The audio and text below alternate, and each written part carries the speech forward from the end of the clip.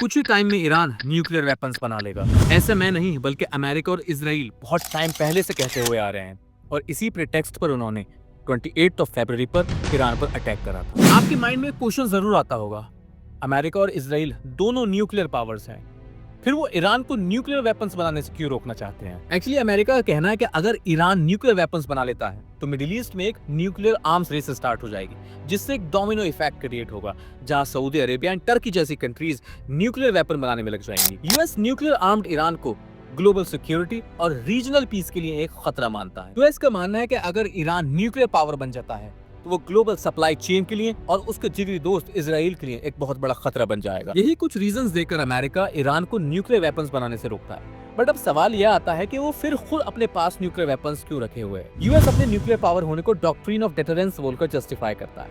US का मानना है कि उसने न्यूक्लियर वेपन्स इसलिए बनाए हैं ताकि उसके एनिमीज में उसका डर बना रहे और उसके एनिमीज उस पर कोई अटैक स्टार्ट ना कर दे। अमेरिका का कहना है कि वो न्यूक्लियर वेपन से एक अम्ब्रेला सिक्योरिटी दे रहा है, मतलब जितने भी अमेरिका के अलाइज हैं, चाहे वो नाटो मेंबर्स हो या कोई और कंट्रीज हो, उनकी सिक्योरिटी की गारंटी अमेरिका देता है ताकि वो कंट्रीज खुद न्यूक्लियर वेपन्स न बनाने लगें। वर्ल्ड की जितनी भी मेजर कंट्रीज हैं जैसे रशिया, अमेरिका, चाइना, इंडिया, ये सब इसलिए भी न्यूक्लियर वेपन्स बनाती हैं ताकि इनकी एडवर्सरी कंट्री यानी इनकी एनिमी कंट्री इन पर कोई भी अटैक करने से पहले सोचे और इनका एक वर्ल्ड स्टेज पर डेटरेंस बना रहे। तो एक तरफ तो अमेरिका अपने न्यूक्लियर पावर्ड होने को जस्टिफाई कर रहा है and on the other hand Iran को न्यूक्लियर वेपन्स बनाने से रोक रहा है। तो क्या ये डबल स्टैंडर्ड नहीं हुआ? Although there is no substantive evidence कि Iran is developing nuclear weapons और ईरान खुद इस बात को रिपीटेडली कह चुका है कि वो न्यूक्लियर वेपन्स नहीं बना रहा है। हैविंग सेड दैट, अगर ईरान न्यूक्लियर वेपन्स बनाना चाहे तो वो भी ये कहकर न्यूक्लियर वेपन्स को बना सकता है कि वो मिडिल ईस्ट की कंट्रीज को